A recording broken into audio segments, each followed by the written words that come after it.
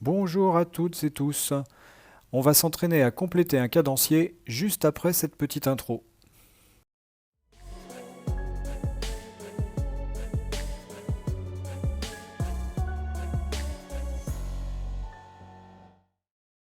Alors voilà un cadencier. Donc le travail que l'on va faire est plutôt destiné à ceux qui n'ont pas trop compris le fonctionnement du cadencier. On va reprendre en détail les principes et on va voir comment on complète les cases vides. Alors le cadencier ici il est sur 4 semaines, il y a toujours plusieurs périodes. Donc SI c'est le stock initial, le stock au début. C c'est les commandes, mais les commandes ne changent pas le stock, donc on ne s'en occupe pas pour les mouvements de stock. L c'est les livraisons viennent en plus, donc rajouter des produits au stock. V ce sont les ventes sortent du stock, donc elles diminuent le stock. Et on retrouve SI ici pour la semaine 2.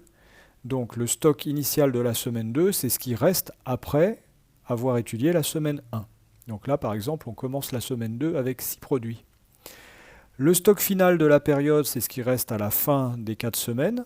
Alors on a 4 semaines ici, mais on pourrait avoir 4 trimestres, 4 mois, peu importe. Ici, on a les ventes du mois, donc ce sont les ventes des 4 semaines qu'il faudra additionner. Et ensuite, la moyenne des ventes par semaine, donc on divisera par 4 semaines. Alors maintenant, on y va pour le principe et pour les calculs. On va faire la première ligne ensemble. Et puis, je vous propose de mettre en pause à la fin de la première ligne. Essayez vous-même de compléter les cases des autres lignes et puis on fera la correction petit à petit. Alors, on y va ensemble pour le début. On démarre avec un stock initial ici de 11 produits. Il n'y a pas de produits livrés, donc normalement le stock c'est 11. On démarre la semaine suivante avec 6 produits et non pas avec 11. Donc entre 11 et 6, il en manque 5. Donc il en manque 5, ce sont les ventes. 5 produits. Deuxième semaine, on en avait 6 au départ et on nous en livre 14, ce qui monte le stock à 6 plus 14, 20. Mais on en vend 7 qui sortent du stock. Donc de 20, on passe à 20 moins 7.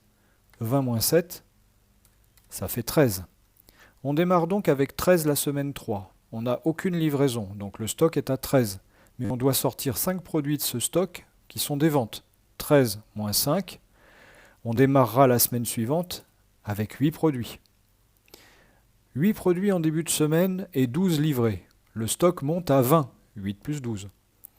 Mais le stock final n'est pas de 20, mais seulement de 15. Donc il y a 5 produits qui sont partis. Ce sont des ventes. On calcule les ventes du mois. Alors les ventes du mois, ce sont les ventes des 4 semaines. 5 produits la première semaine, 7 produits la deuxième, 5 la troisième, encore 5 la quatrième. 5 plus 7 plus 5 plus 5, ça fait 22. On divise 22 par 4 semaines. C'est comme une moyenne de notes. On divise le total des 4 par le nombre de semaines. Donc 22 divisé par 4 et on trouve 5,5. Sauf que ici on a une petite étoile. La petite étoile nous renvoie en dessous de l'annexe. Si nécessaire, arrondir à l'entier le plus proche. Ah oui, on a un chiffre à virgule, donc c'est nécessaire.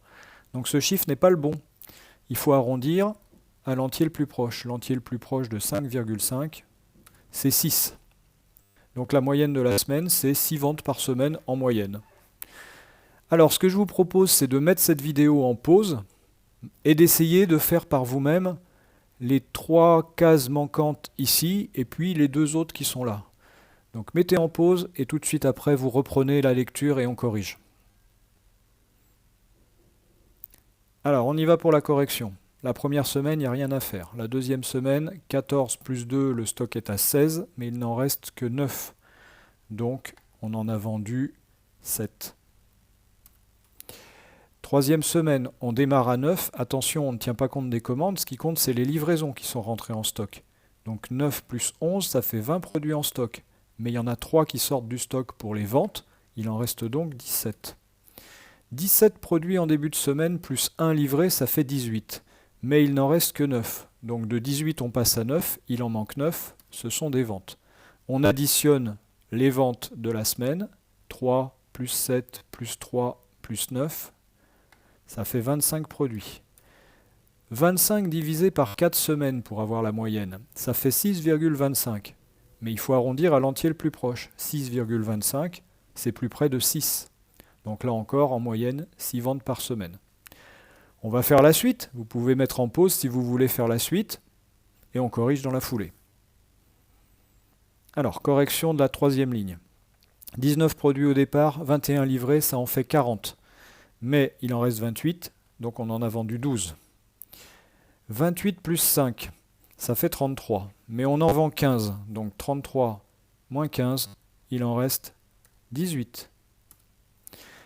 Il y en avait 18 au départ, il nous en livre 22, donc ça fait 40.